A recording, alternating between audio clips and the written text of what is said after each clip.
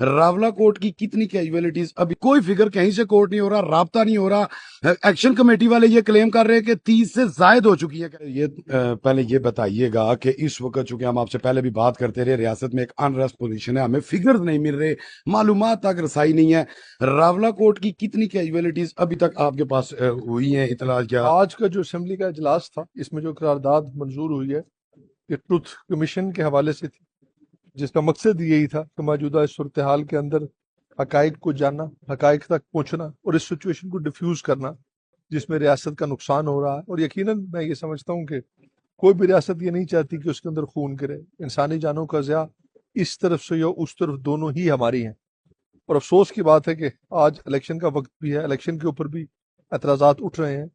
تو میرے خیال میں آج جو ہماری قرارداد تھی جس پہ قرم کی نشاندہی کر کے مسلم لیگ نون نے بحث ہمیں نہیں کرنے دی، چونکہ وہ جانتی تھی کہ جب اس پہ بحث ہوگی تو حقائق سامنے آئیں گے. تو اس کا مقصد بھی یہی تھا کہ چیزوں کے حقائق تک پہنچا جا سکے، اور انشاءاللہ ہماری یہ کوشش ہوگی کہ اس کے ذریعے ہم جناب وزیر اعظم صاحب، گورنمنٹ آپ کی تھی، پیپلز پارٹی کی تھی، یہ ٹروتھ کمیشن چونکہ بلاول بھٹو صاحب بار بار کہہ رہے ہیں تو یہ پہلے بھی بنایا جا سکتا تھا. ٹروتھ کمیشن بنانے کی بات نہیں ہوتی. ٹروتھ کمیشن کے اندر جب تک فریقین اس کو تسلیم نہ کریں اس کے بننے کا مقصد کوئی نہیں ہوتا. اور اس کا مقصد بھی یہی تھا کہ اس میں ریاست پاکستان سر کیجویلٹیز کا بتا سکتے ہیں کتنی ہے؟ چونکہ کوئی فگر کہیں سے کوٹ نہیں ہو رہا، رابطہ نہیں ہو رہا.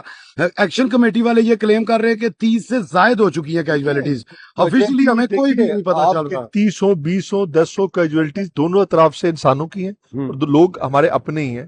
اس حوالے سے اس وقت دیکھنا اس صورتحال کے حوالے سے کہ صورتحال کو کیسے بہتر کیا جائے.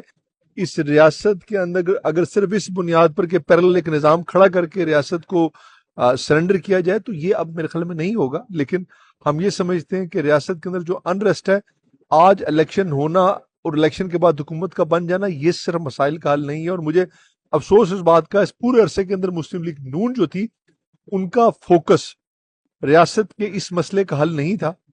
مسئلے کا حل صرف یہ تھا کہ الیکشن ہو جانا.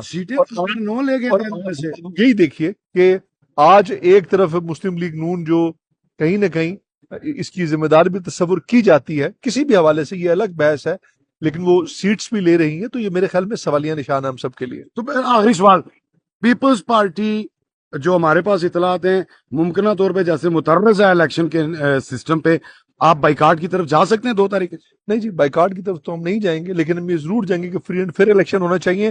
کیونکہ اگر اس طرح سے ہمارے مینڈیٹ پہ شب خون مار کر حکومت بنانے کی کوشش بھی کی گئی تو عوام اسے قبول نہیں کرے گی. جو آخری آخری یہ بتا دیجیے گا کہ یہ جو عوام اس وقت نکلی ہوئی ہے اور جو بات ہو رہی ہے، آپ ہیں تو پرائم منسٹر ہیں، آپ نے کہا تھا ان کو پانی پلائیں گے، سارا کچھ کریں گے، تو ابھی تو جو صورتحال ہے